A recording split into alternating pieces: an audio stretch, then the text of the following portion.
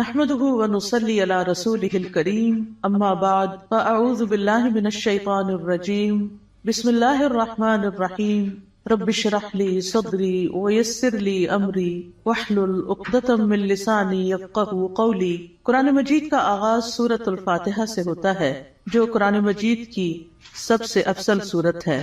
نبی صلی اللہ علیہ وسلم کسی سفر میں تھے تو ایک آدمی آپ کے پاس اترا۔ وہ کہتا ہے کہ نبی صلی اللہ علیہ وسلم نے اس کی طرف متوجہ ہو کر فرمایا، کیا میں تمہیں قرآن کے افضل حصے کے بارے میں نہ بتاؤں؟ پھر آپ صلی اللہ علیہ وسلم نے اس پر الحمدللہ رب العالمین کی تلاوت کی۔ سورۃ الفاتحہ ایک بے مثال سورت ہے۔ رسول اللہ صلی اللہ علیہ وسلم نے فرمایا، اللہ عز و جل نے ام القرآن فاتحہ جیسی سورت نہ تو تورات میں نازل فرمائی اور نہ ہی انجیل میں، اور یہی سبع مثانی ہے۔ اور اللہ تعالیٰ فرماتے ہیں کہ یہی سورت میرے اور میرے بندے کے درمیان تقسیم شدہ ہے، اور میرے بندے کو وہی ملے گا جو وہ مانگے گا۔ اعوذ باللہ من الشیطان الرجیم بسم اللہ الرحمن الرحیم۔ اللہ کے نام سے ابتدا جو بہت مہربان نہایت رحم فرمانے والا ہے۔ قرآن مجید کی جب ابتدا کی جاتی ہے، آغاز کیا جاتا ہے، تو سب سے پہلے تعوذ پڑھا جاتا ہے کہ میں اپنے آپ کو اللہ کی پناہ میں دیتی ہوں شیطان مردود سے بچنے کے لیے۔ شیطان مردود کبھی بھی نہیں چاہتا کہ انسان سیدھے راستے کی طرف چلے، اور قرآن کا راستہ ہی سیدھا راستہ ہے۔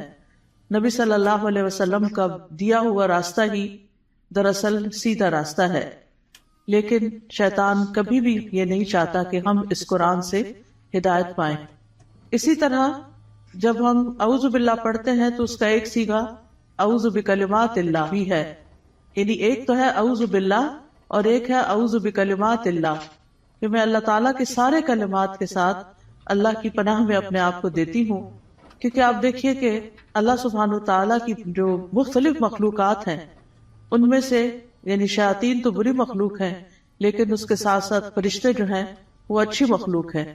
تو انسان کو ایک طرف جہاں شیطان بہکاتا ہے تو وہاں دوسری طرف فرشتہ اس کے دل میں اچھا خیال بھی ڈالتا ہے، اور فرشتے جو ہیں وہ ہمارا دفاع بھی کرتے ہیں۔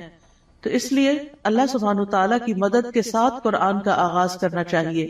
بسم اللہ الرحمن الرحیم سے اللہ کا نام لے کر جو کہ بہت مہربان نہایت رحم فرمانے والا ہے۔ الحمدللہ رب العالمین الرحمن الرحیم مالک یوم الدین ایاک نعبد و ایاک نستعین۔ سب تعریف اللہ تعالیٰ کے لیے ہے جو تمام جہانوں کا رب ہے، نہایت مہربان ہے، بار بار رحم فرمانے والا ہے، بدلے کے دن کا مالک ہے۔ ہم صرف تیری ہی عبادت کرتے ہیں اور صرف تجھ ہی سے مدد چاہتے ہیں۔ سورۃ الفاتحہ کی اہمیت کی ایک وجہ یہ بھی ہے کہ یہ سب سے زیادہ نفع مند دعا پر مشتمل ہے۔ ابن تیمیہ کہتے ہیں کہ جب میں نے غور کیا کہ سب سے نفع مند دعا کون سی ہے تو بس وہ اللہ کی رضا کے کاموں پر مدد مانگنے کی دعا ہے کہ اللہ اپنی پسند کے کاموں پر ہماری مدد فرما۔ پھر میں نے سورۃ فاتحہ کی اس آیت ایاک نعبد و ایاک نستعین میں اس دعا کو پا لیا، اور اس میں دراصل انسان اللہ کی عبادت کی بات کرتا ہے کہ اللہ میں تیرا بندہ ہوں، تیری عبادت کرتا ہوں، تیری عبادت کرنا چاہ رہا ہوں۔ اور جیسا کہ آئندہ رمضان آ رہا ہے تو اس میں ہم عام دنوں سے زیادہ انشاءاللہ اللہ تعالیٰ کی عبادت کریں گے۔ تو یہ عبادت جو ہے یہ اللہ سبحانہ تعالیٰ کی محبت کا نام ہے، یعنی عبادت کے 3 ارکان ہوتے ہیں، جن میں سب سے پہلا رکن جو ہے کمال درجے کی محبت ہونا۔ والذین آمنوا اشد حبا للہ، وہ لوگ جو ایمان لائے اللہ کی محبت میں سب سے زیادہ شدید ہوتے ہیں۔ دوسری بات یہ ہے کہ کامل درجے کی امید ہونا، وَيَرْجُونَ رَحْمَتَهُ، کہ وہ اس کی رحمت کی امید رکھتے ہیں۔ اور تیسرے اللہ تعالیٰ کا کامل خوف ہونا، یعنی یہ 3 چیزیں انسان کے اندر ہوں تو انسان عبادت گزار ہوتا ہے۔ اللہ کی محبت، اللہ کا خوف اور اللہ سے امید بھی۔ اور اللہ تعالیٰ کے علاوہ کسی اور کی عبادت کرنا جائز نہیں، اور عبادت اللہ کا حق ہے۔ اور ایاک نستعین کا مطلب ہے کہ ہم تجھ سے مدد چاہتے ہیں۔ تو جب نبی صلی اللہ علیہ وسلم نے فرمایا کہ جب تم مانگو تو اللہ سے مانگو، اور جب تم مدد چاہو تو اللہ سے مدد چاہو، کیونکہ دراصل اللہ ہی ہر چیز پر قادر ہے اور وہی انسان کو مدد دے سکتا ہے۔ جہاں تک اللہ عز و جل کی مخلوق کے علاوہ صرف اللہ سے مدد طلب کرنا ہے تو یہ اس لیے کیونکہ بندہ اکیلا اپنے فائدوں کے حصول اور اپنے نقصانوں کو ہٹانے سے عاجز ہے. یعنی اگر میں چاہوں کہ میں اکیلی ہی اپنے فائدے حاصل کر لوں یا جو بھی کوئی نقصان دہ چیز ہے یا تکلیف دہ چیز ہے اس سے چھٹکارا پا لوں تو یہ میرے بس کی بات نہیں ہے. کیونکہ انسان کی دین کی مصلحتیں ہوں یا دنیا کی فائدے کی چیزیں ہوں، اللہ کے سوا اس کی مدد کوئی بھی نہیں کر سکتا، اور جس کی مدد اللہ کرے اسی کو مدد حاصل ہوتی ہے، اور جس کو اللہ چھوڑ دے اس کی پھر کوئی مدد کرنے والا نہیں ہوتا، وہ بے یار و مددگار ہو جاتا ہے. اسی لیے ہم کہتے ہیں لا حول ولا قوت الا باللہ، کہ کوئی توفیق نہیں مل سکتی، کوئی قوت نہیں ہوتی مگر اللہ کے ساتھ. یعنی ہمارا حال بدل نہیں سکتا، یعنی حول حال سے بھی ہے، یعنی لا حول حال کی کوئی تبدیلی نہیں ہو سکتی، ایک حال سے دوسرے حال میں ہم نہیں جا سکتے، اور ہمارے اندر کوئی قوت بھی نہیں ہے مگر یہ کہ اللہ ہی کی دی ہوئی قوت اور اللہ ہی کی دی ہوئی طاقت سے انسان کے حالات تبدیل ہو سکتے ہیں. یعنی ہماری زندگیوں میں کئی مسائل ہوتے ہیں، کبھی بچوں کے مسائل، کبھی رشتہ داروں کے مسائل، کبھی اور مالی مسائل، یعنی کئی طرح کی چیزیں انسان کو پریشان کرتی رہتی ہیں. لیکن انسان کی اس ساری حالت کو کوشش کے باوجود بھی بعض اوقات خود سے انسان یا دوسرے لوگ، ہمارے ماں باپ، ہمارے شوہر، ہمارے بچے مل کے اس کو تبدیل نہیں کر سکتے. آپ نے دیکھا ہوگا جب انسان پریشان ہوتا ہے تو کبھی کسی کے پاس جاتا ہے، کبھی کسی سے دکھ بیان کرتا ہے، کبھی کسی سے مشورہ کرتا ہے، لیکن ساری باتیں کر کے چھوڑ دیتے ہیں، ہوتا ہوا تھا کچھ نہیں. ایسے میں انسان کو ٹھیک ہے مشورہ کر لینا چاہیے، مدد لینی چاہیے، لیکن اللہ سبحانہ و تعالیٰ سے ہی اصل میں مدد لینی چاہیے اور خوب خوب دعائیں کرنی چاہیے. اور اگر یہ کلمہ بھی بار بار انسان پڑھتا رہنا، ایاک نعبد و ایاک نستعین، کہ صرف تیری ہم عبادت کرتے ہیں اور تجھ سے ہم مدد چاہتے ہیں، تو انشاءاللہ اللہ کی مدد آئے گی. بندہ کس کس کام میں اللہ کی مدد کا محتاج ہے؟ اپنے روزمرہ کے مسائل کے حل کے لیے تو محتاج ہے ہی، اپنی خوراک کے لیے ہے، اپنے لباس کے لیے ہے، اپنی رہائش کے لیے، اپنی سب چیزوں کے لیے تو ہے ہی. لیکن خاص طور پر اللہ کی عبادت کے لیے ہم سب سے زیادہ اس کے محتاج ہیں کہ ہم اس سے مدد مانگے. تو انسان اللہ تعالیٰ کے احکام بجا کے نہیں لا سکتا جب تک انسان کو اللہ کی مدد حاصل نہ ہو. برائی چھوڑنا چاہتے ہیں، اپنی کوئی بری عادت چھوڑنا چاہتے ہیں، تو ہم اس کو چھوڑ نہیں سکتے جب تک اللہ کی مدد ہمیں حاصل نہ ہو. اسی طرح دنیا میں ہماری جو تقدیر ہے، اس تقدیر میں جو غم لکھے ہیں، ان غموں سے چھٹکارا نہیں پا سکتے جب تک کہ اللہ کی مدد حاصل نہ ہو. تو اس لیے بہت ضروری ہے کہ ہم دنیا کے معاملات میں بھی اللہ کی مدد لیں، اور پھر موت کے وقت، یعنی موت کے وقت کی جو سختیاں ہیں، اور قیامت اور برزخ یعنی قبر کے عذاب اور قبر سے متعلق جو مشکلات ہیں، اور قیامت کے دن کی جو ہولناکیاں ہیں، ان سب میں بھی ہمیں اللہ سے مدد لینی چاہیے. ان سب کاموں میں اللہ عز و جل کے سوا کوئی بھی مدد کرنے کی طاقت نہیں رکھتا. تو جو شخص اللہ کی مدد طلب کرنے کا حق ادا کرتا ہے تو اللہ تعالیٰ ان کاموں میں اس کی مدد بھی کرتا ہے. اہدنا الصراط المستقیم، تو ہمیں سیدھا راستہ دکھا، کیونکہ ہدایت سب سے بڑی ضرورت ہے جو انسان مانگتا ہے اللہ تعالیٰ سے. یعنی مانگنے کی چیزیں تو بہت ہے، لیکن سب سے اہم ترین چیز جو ہے وہ ہدایت ہے، کہ اللہ تعالیٰ ہمیں ہدایت عطا فرمائے. کیونکہ ہدایت جس کو مل گئی تو وہ متقین میں سے ہو جائے گا، اور جس کے اندر تقویٰ آ گیا اس کو مزید ہدایت بھی ملے گی. اور جو متقین میں سے ہو جائے گا تو من یتق اللہ یجعل لہ مخرجا وَيَرْزُقُهُ مِنْ حَيْثُ لَا يَحْتَسِبُ، جو اللہ سے ڈرے گا وہ اس کے لیے نکلنے کا کوئی راستہ بنا دے گا، اور اسے وہاں سے رزق دے گا جہاں سے وہ گمان بھی نہیں کرتا ہوگا، یعنی جہاں سے وہ سوچ بھی نہیں سکتا. تو اس لیے انسان کو ہدایت کی ضرورت ہے، اور ہدایت اللہ سے مانگتے ہی رہنا چاہیے. آپ دیکھیے کہ حیرانی کی بات ہے کہ دن میں 5 نمازوں کی ہر رکعت میں ہم سورۃ فاتحہ پڑھتے ہیں. سورۃ فاتحہ کے اندر ہم اللہ سے ہدایت ہی مانگتے رہتے ہیں کہ اللہ تو ہمیں ہدایت دے دے، ہمیں ہدایت دے دے. یعنی انسان کو مل بھی جائے تو بھٹکنا بڑا آسان ہوتا ہے، دل کا ٹیڑھا ہونا بڑا آسان ہوتا ہے. تو اس لیے بہت ضروری ہے کہ ہم سب دل لگا کے یہ دعا کرتے رہیں. نبی صلی اللہ علیہ وسلم ایک اور دعا بھی کرتے تھے، اللہم انی اسألک الہدی والتقی والعفاف والغنی، کہ اے اللہ میں تجھ سے ہدایت، تقوی اور پاک دامنی اور دل کا غنا مانگتا ہوں. اسی طرح ایک اور دعا ہے، اللہم اہدنی وسددنی، اے اللہ تو مجھے ہدایت عطا فرما اور سیدھا رکھ، یعنی درست رکھ کہ ادھر ادھر نہ ہو جاؤں۔ اسی طرح نبی صلی اللہ علیہ وسلم تہجد کے وقت اللہ تعالیٰ سے سیدھے رستے کی ہدایت کی دعا مانگتے تھے، اور اپنی تہجد کی نماز شروع ہی اس دعا سے کرتے تھے، اللہم رب جبریل و میکائیل و اسرافیل فاطر السماوات والارض عالم الغیب والشہادۃ انت تحکم بین عبادک فیما کانوا فیہ یختلفون اللہم اہدنی لما اختلف فیہ من الحق انک تہدی من تشاء الی صراط مستقیم۔ اے اللہ، جبریل، میکائیل اور اسرافیل کے رب، آسمانوں اور زمین کے پیدا کرنے والے، ہر غیب اور حاضر کو جاننے والے، تو اپنے بندوں میں ان چیزوں کا فیصلہ کرے گا جن میں وہ اختلاف کرتے ہیں۔ اے اللہ، مجھے اس حق کی طرف رہنمائی دے جس میں اختلاف کیا گیا ہے۔ یقیناً تو جس کو چاہتا ہے سیدھے رستے پہ چلاتا ہے، یعنی جن چیزوں میں لوگ اختلاف کر رہے ہیں کہ یہ سیدھا رستہ ہے کہ نہیں، تو اللہ مجھے اس میں سیدھا رستہ دکھا دے۔ اب دیکھیں، ایک تو ہوتا ہے کہ ہم دین کی طرف نہ آئیں، لیکن ہم جب دین کی طرف آ بھی جاتے ہیں نا، تو اس میں بھی لوگ، کوئی کہتا ہے یہ کرو، کوئی کہتا ہے وہ کرو، تو انسان پھر کنفیوز ہوتا ہے کہ میں کیا کروں اور کیا نہ کروں۔ تو ایسے میں جہاں بھی اختلاف ہو، بہتر یہی ہے کہ انسان اللہ سے اس میں صحیح رہنمائی کی دعا مانگے۔ یعنی دو لوگوں کے بیچ میں کوئی مس انڈرسٹینڈنگ، کوئی اختلاف ہو جاتا ہے، ہر انسان کیا سمجھتا ہے میں ٹھیک ہوں، اور وہ اپنا نقطہ نظر جو ہے یا اپنا پوائنٹ آف ویو جو ہے وہ بہت شدت کے ساتھ بیان کرتا ہے، لیکن اصل بات یہ ہے کہ انسان اللہ سبحانہ تعالیٰ سے جب مدد مانگتا ہے کہ اللہ اس اختلاف میں مجھے ہدایت دے، تو ہی سیدھے رستے پر ہوتا ہے۔ پھر اسی طرح یہ ہے کہ بچوں کو بھی صحیح فیصلے کرنے کے لیے ہدایت کی دعا دینی چاہیے۔ عبد الحمید بن سلمہ کہتے ہیں کہ ان کے والدین ان کے متعلق اپنا مقدمہ لے کر نبی صلی اللہ علیہ وسلم کی خدمت میں حاضر ہوئے۔ میرے والدین میں سے ایک مسلمان تھا، دوسرا نہیں تھا، کافر تھا۔ نبی صلی اللہ علیہ وسلم نے بچے کو اختیار دیا تو وہ ان دونوں میں سے جو کافر تھا اس کی طرف متوجہ ہو گیا۔ تو آپ کو فکر لگی کہ یہ اگر کافر لے جائے گا تو بچے کو کافر بنا دے گا۔ تو آپ صلی اللہ علیہ وسلم نے اسی وقت دعا کی، اللہم اہدہ، اللہ اس کو ہدایت دے دے۔ تو وہ مسلمان کی طرف متوجہ ہو گیا۔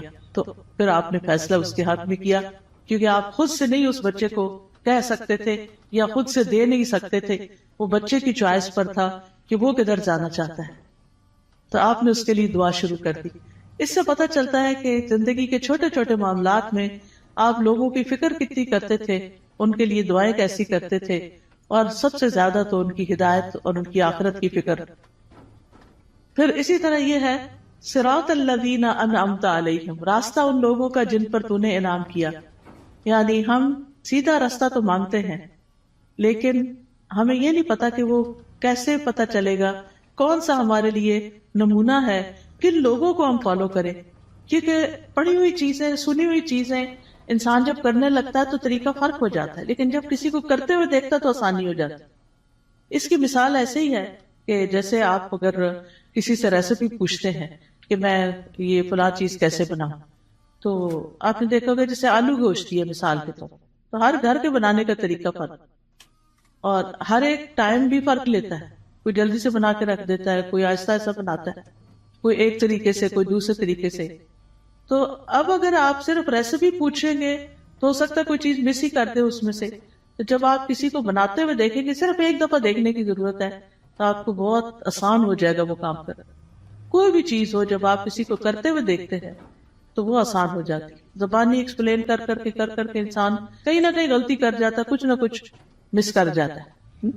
اور آج اہدنا الصراط المستقیم پہ بات ہونی تھی، تو اللہ نے ہمیں وہ گما کے آئے ہیں تو پتہ چلے کہ اگر ایک ٹرن بھی زندگی میں الٹا لیتے ہیں، کہیں غلط فیصلہ کرتے ہیں، تو کہیں سے کہیں پہنچ جاتے ہیں، بالکل ہی یعنی قریب آنے کی بجائے اور دور نکل جاتے ہیں، صرف ایک ٹرن اگر غلط لے لیں آپ۔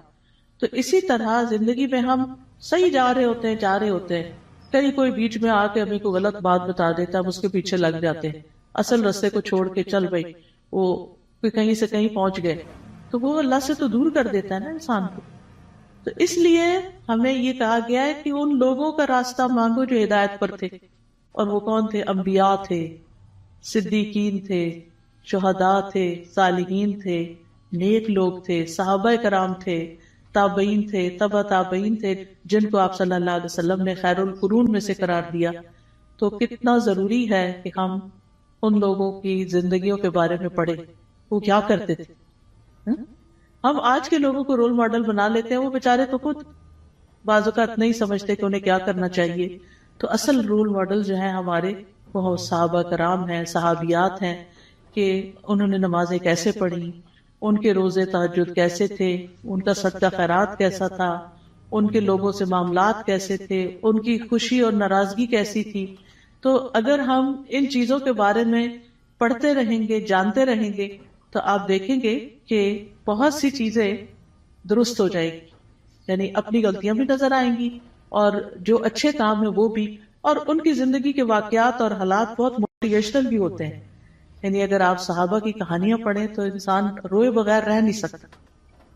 مجھے یاد ہے جب میں نے ہائی اسکول ختم ہی کیا تھا تو چھٹیاں تھی کافی ساری، تو اس میں میں نے بکس پڑھنی شروع کر دی، اور سب سے زیادہ مجھے جن بکس نے انسپائر کیا وہ اسی طرح کی لائف سٹوریز تھیں.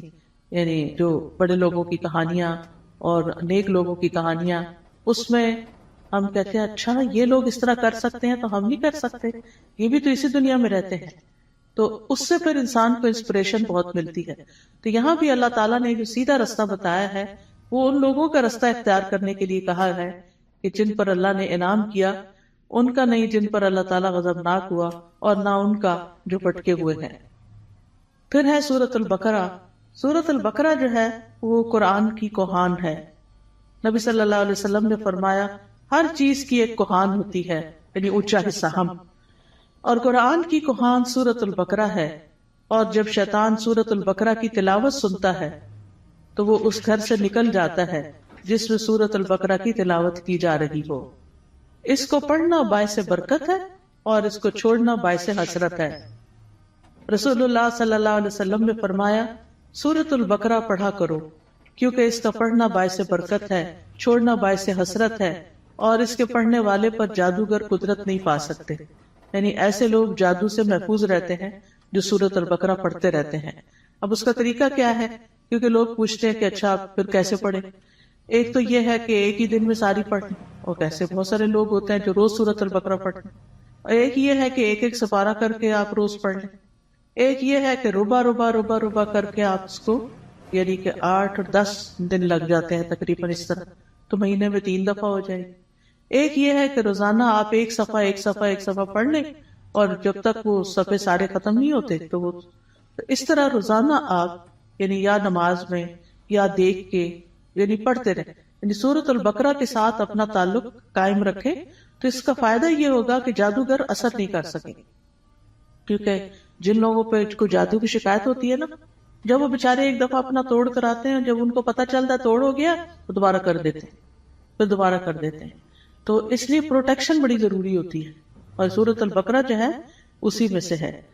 ابو ہریرہ رضی اللہ عنہ سے روایت ہے کہ رسول اللہ صلی اللہ علیہ وسلم نے فرمایا تم اپنے گھروں کو قبرستان نہ بناؤ، کیونکہ شیطان اس گھر سے بھاگ جاتا ہے جس گھر میں سورۃ البقرہ کی تلاوت کی جاتی ہے. پھر آیت نمبر 1 ہے سورۃ البقرہ کی، الف لام میم ذالک الکتاب لا ریب فیہ ھدی للمتقین. یہ کتاب ہے جس میں کوئی شک نہیں، ہدایت ہے متقی لوگوں کے لیے. قرآن جو ہے وہ شکوک و شبہات سے پاک کتاب ہے، یعنی ایسے علم پر مبنی ہے جو یقینی ہے، جو سب سے سچی بات ہے، اس کی ہر بات ہی سچی ہے. کون ہے متقین؟ الذین یؤمنون بالغیب ویقیمون الصلاۃ ومما رزقناہم ینفقون. جو غیب پر ایمان لاتے ہیں، نماز قائم کرتے ہیں، اور جو رزق ہم نے ان کو دیا ہے اس میں سے وہ خرچ کرتے ہیں. تو ایمان بالغیب جو ہے یہ دل سے تعلق رکھتا ہے، نماز قائم کرنا جسم کا حصہ ہے، اور مما رزقناہم ینفقون مال کا حصہ ہے، یعنی حقوق العباد کی ادائیگی. انسان اندر سے بھی اچھا، انسان باہر سے بھی اللہ کی عبادت کرے، اور انسان اللہ کے بندوں اور اللہ کی مخلوق کے ساتھ بھی اچھا سلوک کرے. پھر فرمایا والذین یؤمنون بما انزل الیک وما انزل من قبلک وبالآخرۃ ھم یوقنون. اور وہ جو ایمان لاتے ہیں اس پر جو آپ پر نازل کیا گیا اور جو آپ سے پہلے نازل کیا گیا، اور وہ آخرت پر یقین رکھتے ہیں. یعنی متقی وہ لوگ ہوتے ہیں، اس کتاب سے ہدایت حاصل کرنے والے لوگ وہ ہوتے ہیں کہ جو اللہ کی طرف سے آئی ہوئی چیزوں پر ایمان رکھتے ہیں، اور جو چیزیں نبی صلی اللہ علیہ وسلم سے پہلے اتاری گئی تھی ان پر بھی ایمان رکھتے ہیں، اور وہ آخرت پر پکا یقین رکھتے ہیں. تو نبی صلی اللہ علیہ وسلم پر نازل شدہ وحی جو ہے اس پر ایمان لانا ضروری ہے. قرآن مجید میں آتا ہے وَأَنزَلَ اللَّهُ عَلَيْكَ الْكِتَابَ وَالْحِكْمَةَ وَعَلَّمَكَ مَا لَمْ تَكُنْ تَعْلَمْ وَكَانَ فَضْلُ اللَّهِ عَلَيْكَ عَظِيمًا. اللہ نے آپ پر کتاب و حکمت نازل کی ہے اور آپ کو وہ کچھ سکھایا جو آپ نہیں جانتے تھے، اور یہ آپ پر اللہ کا بہت ہی بڑا فضل ہے کہ اللہ تعالیٰ نے آپ کو فائدے کی سب چیزیں سکھا دی ہیں. یاد رکھیے حدیث بھی قرآن کی طرح نازل ہوتی تھی. وَمَا يَنطِقُ عَنِ الْهَوَىٰ إِنْ هُوَ إِلَّا وَحْيٌ يُوحَىٰ. وہ اپنی خواہش نفس سے کچھ نہیں کہتے، وہ تو صرف وہی ہے جو نازل کی جاتی ہے. حسان بن عطیہ کہتے ہیں کہ جبریل علیہ السلام نبی صلی اللہ علیہ وسلم کے پاس سنت لے کر اترتے تھے. جس طرح آپ کو قرآن سکھاتے اسی طرح سنت کی تعلیم دیتے تھے. قرآن جو تھا وہ لکھا جاتا تھا، یعنی قرآن جو تھا وہ آپ سنتے تھے اور پھر صحابہ کو لکھوا دیتے تھے. جبکہ سنت جو ہے وہ چونکہ زیادہ تر پریکٹس کی چیز ہے، عمل کی چیز ہے، تو وہ آپ اس چیز پر عمل کر لیتے تھے. نبی صلی اللہ علیہ وسلم نے ہمیں بھی تلقین کی ہے کہ ہم اس قرآن و سنت کو مضبوطی سے پکڑے رکھیں. رسول اللہ صلی اللہ علیہ وسلم نے فرمایا میں تم میں دو چیزیں چھوڑے جا رہا، تم ہرگز گمراہ نہیں ہوگے جب تک ان دونوں کو مضبوطی سے نہ تھام لو. ایک اللہ کی کتاب اور دوسرے اس کے نبی کی سنت ہے. وَبِالْآخِرَةِ هُمْ يُوقِنُونَ. اور آخرت پر وہ یقین رکھتے ہیں. یقین کا معنی جو ہے وہ ایسا ایمان ہے جس کی طرف شک داخل، یعنی اتنا پکا کہ جیسے انسان اپنی آنکھوں سے کوئی چیز دیکھ رہا ہوتا ہے تو اس پر یقین ہوتا ہے کہ میں کوئی جھوٹ نہیں دیکھ رہا، یہ حقیقت ہے. یقین جو ہے یہ علم کا سب سے اونچا درجہ ہے. یعنی یہ نہیں کہا آخرت کا علم رکھتے ہیں، آخرت کو جانتے ہیں، نہیں، اس پر پکا یقین رکھتے ہیں، ایمان رکھتے ہیں. تو یقین کے فائدے کیا ہوتے ہیں؟ یقین کا فائدہ یہ ہوتا ہے کہ انسان کے لیے عمل آسان ہو جاتا ہے. انسان کو اللہ تعالیٰ سے یقین مانگنا چاہیے. ابو بکر رضی اللہ عنہ دعا میں یہ کلمات کہتے تھے اللہم ہب لی ایمانا و یقینا و معافاتا و نیتا. اے اللہ مجھے ایمان اور یقین اور عافیت اور اچھی نیت عطا فرما. اولئک علی ھدی من ربہم واولئک ھم المفلحون. یہی لوگ اپنے رب کی طرف سے ہدایت پر ہیں اور یہی لوگ دراصل فلاح پانے والے ہیں. اس کے بعد فرمایا بے شک وہ لوگ جنہوں نے کفر کیا ان کے لیے برابر ہے کہ آپ انہیں ڈرائیں یا نہ ڈرائیں، وہ ایمان نہیں لائیں گے. اللہ نے ان کے دلوں اور ان کے کانوں پر مہر لگا دی ہے اور ان کی آنکھوں پر پردہ ہے اور ان کے لیے بہت بڑا عذاب ہے. گناہ جب دل پہ پے در پے آتے ہیں تو دل کو بند کر دیتے ہیں، اور جب اسے بند کر دیتے ہیں تو اللہ کی طرف سے ٹھپا اور مور لگ جاتی، پھر ایمان اندر نہیں داخل ہوتا. اس لیے پھر انسان کا کفر سے چھٹکارا پانے کا کوئی رستہ نہیں رہ جاتا. ختم اللہ علی قلوبہم. اور پھر کان بھی نہیں سنتے اور آنکھیں بھی نہیں دیکھتی، کہیں سے بھی عبرت نہیں ہوتی.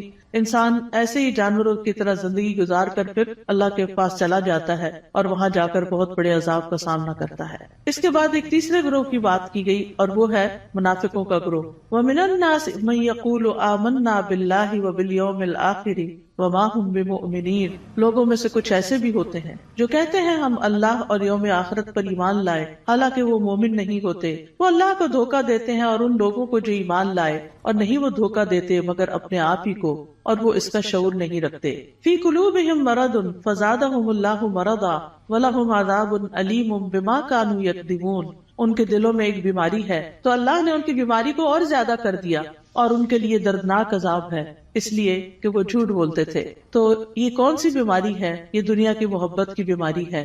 اس وجہ سے وہ اللہ سبحانہ وتعالیٰ کی عبادت نہیں کرتے، اسی وجہ سے وہ آخرت کی فکر نہیں کرتے، اسی وجہ سے وہ نبی صلی اللہ علیہ وسلم کی سنت کو کوئی اہمیت نہیں دیتے. کیونکہ جب دل دنیا کی طرف جھک جاتا ہے اور اس کے اندر بڑھتا چلا جاتا ہے، جو دنیا میں ہی سکون پاتا ہے، دنیا سے محبت کرتا ہے، وہ دل پھر آخرت سے غافل ہو جاتا ہے.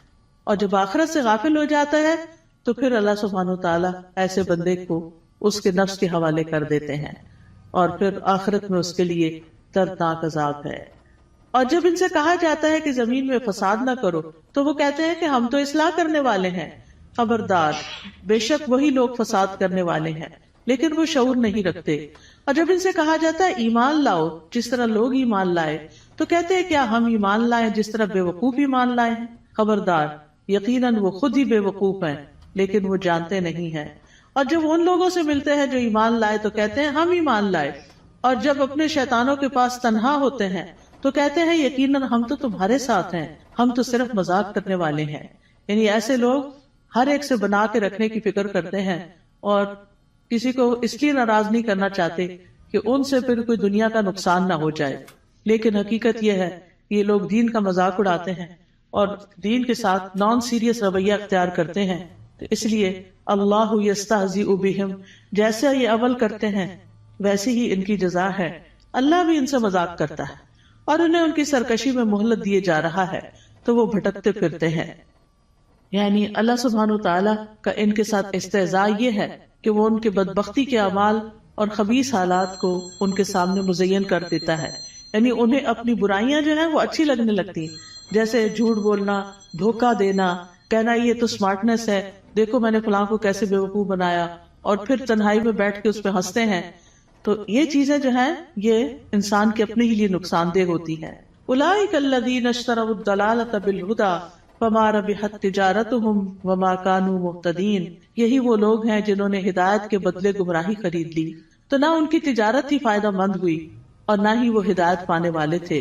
ان کی مثال اس شخص کی طرح ہے جس نے آگ جلائی، تو جب آگ نے اس ماحول کو روشن کر دیا اللہ ان کا نور لے گیا اور انہیں اندھیروں میں چھوڑ دیا، وہ دیکھ نہیں پاتے. یعنی ان کے دل کا نور ختم ہو گیا ان کے اپنے اعمال کی وجہ سے. یعنی یہ ان لوگوں کے بارے میں بات کی گئی ہے کہ جو دعویٰ تو کرتے ہیں کہ ہم ایمان لائے اور اس سے دنیا میں کچھ نہ کچھ فائدہ اٹھاتے ہیں کہ وہ مسلمان ظاہر ہوتے ہیں تو مسلمانوں کو جو بینیفٹس ہوتے ہیں یہ ان کے شیلٹر میں آ جاتے ہیں. لیکن یہ ہے کہ دنیا میں تھوڑی سی روشنی ان کو مل گئی مگر آخرت میں تو سخت اندھیرا چھا جائے گا اور ان کو سخت عذاب پہنچے گا. پھر اسی طرح یہ ہے کہ دنیا میں کفر جو ہے وہ روشنی چھپا دیتا ہے اور ان کے پردے چاک ہو جاتے ہیں، جو ان کی منافقت ظاہر ہو جاتی ہے تو وہ اس سے اندھیرے ان کے کھل کے سامنے آ جاتے ہیں کہ ان کے دلوں کے اندر کیا ہے. پھر اسی طرح ان کے بارے میں فرمایا سم بکم عمی فہم لا یرجعون، بہرے ہیں، گنگے ہیں، اندھے ہیں، پس وہ نہیں لوٹتے، یعنی ہدایت کی طرف واپس نہیں آتے.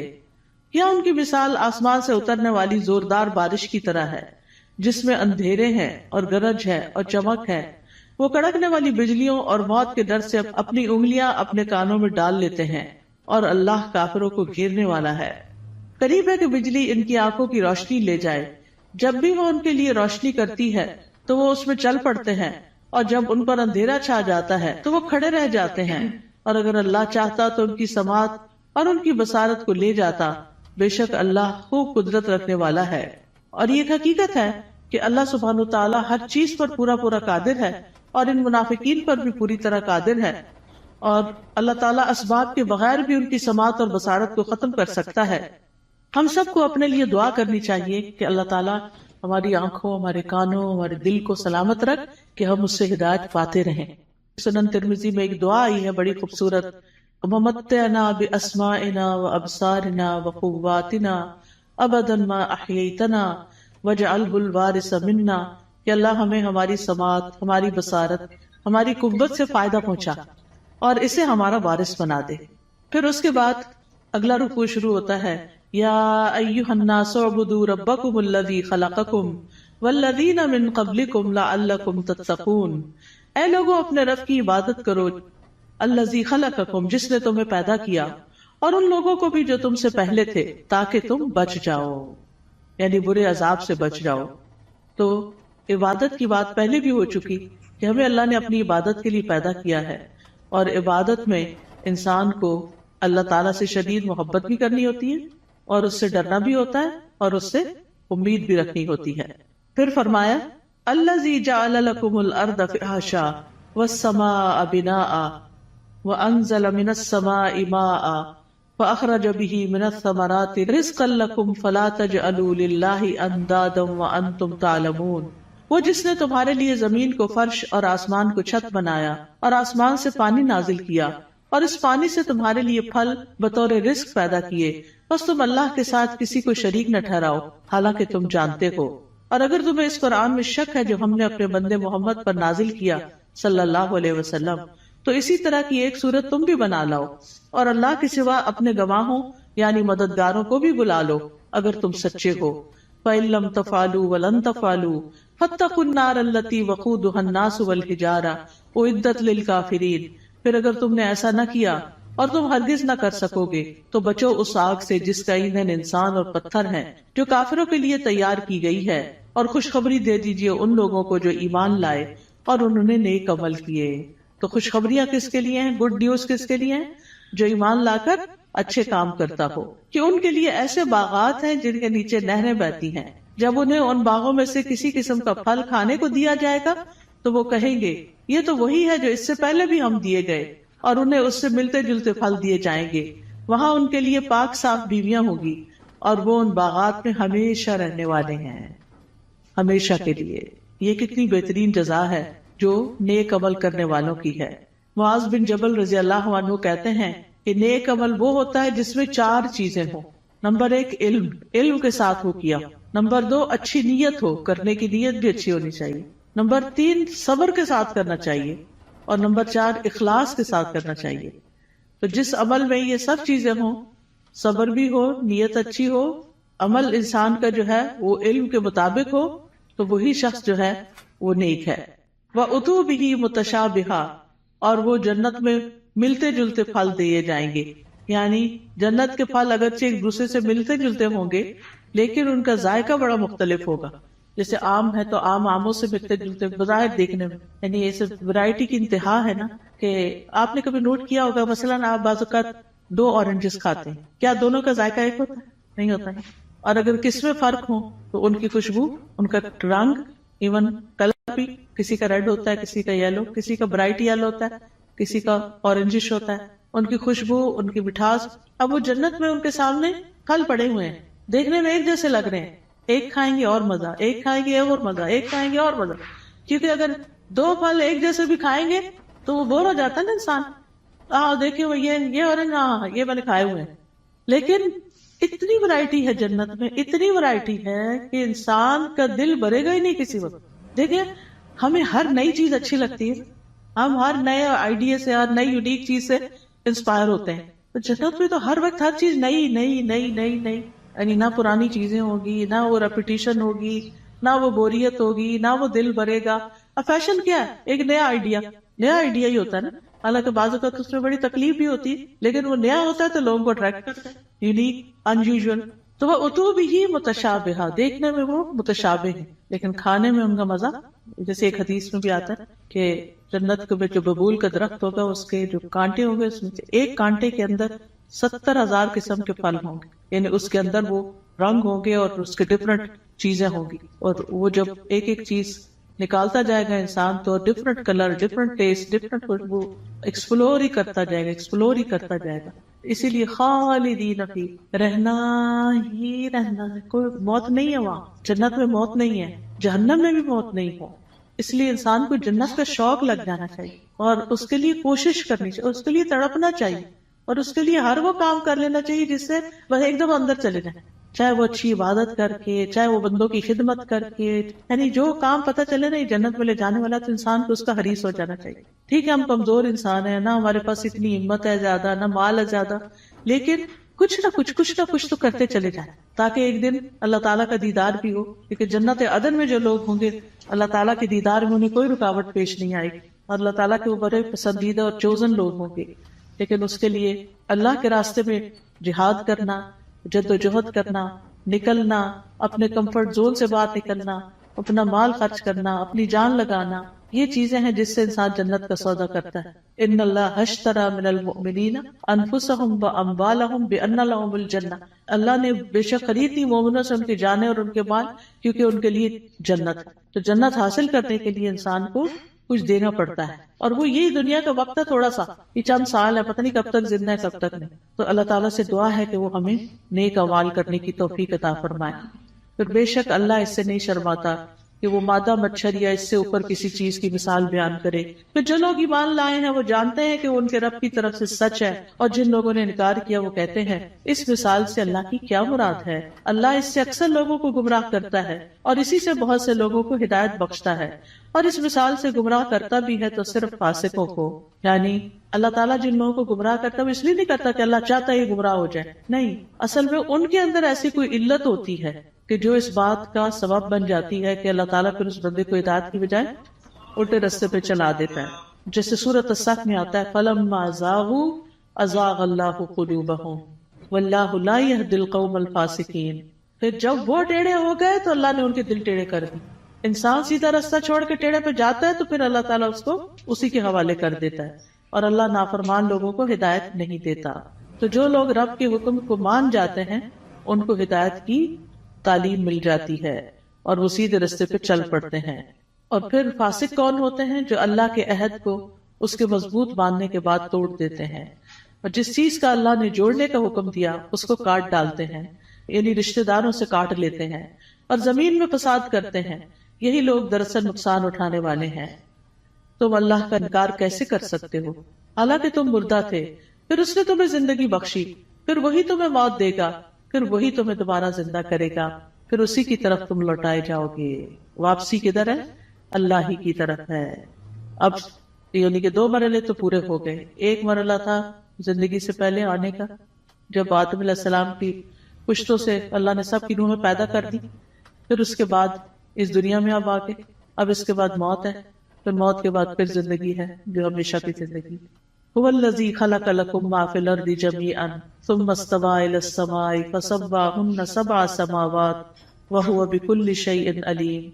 وہ اللہ ہی تو ہے جس نے وہ سب کچھ جو زمین میں ہے تمہارے لیے پیدا کیا، پھر وہ آسمانوں کی طرف متوجہ ہوا تو ان کو ٹھیک کر کے 7 آسمان بنا دیا، اور وہ ہر چیز کا خوب علم رکھنے والا ہے. یہ اللہ تعالیٰ کا ہم پر احسان ہے کہ اس نے ہمارے لیے فائدے کی چیزیں اور عبرت کے سامان زمین میں پیدا کیے، اور ہر وہ چیز جو اللہ نے بنائی وہ ہمارے استعمال کے لیے ہے. تو اللہ تعالیٰ سے دعا ہے کہ وہ ہمیں ان نعمتوں سے بھرپور فائدہ اٹھا کر اس کی اطاعت میں اپنی جان لگانے کی توفیق عطا فرمائے. وآخر دعوانا ان الحمد للہ رب العالمین.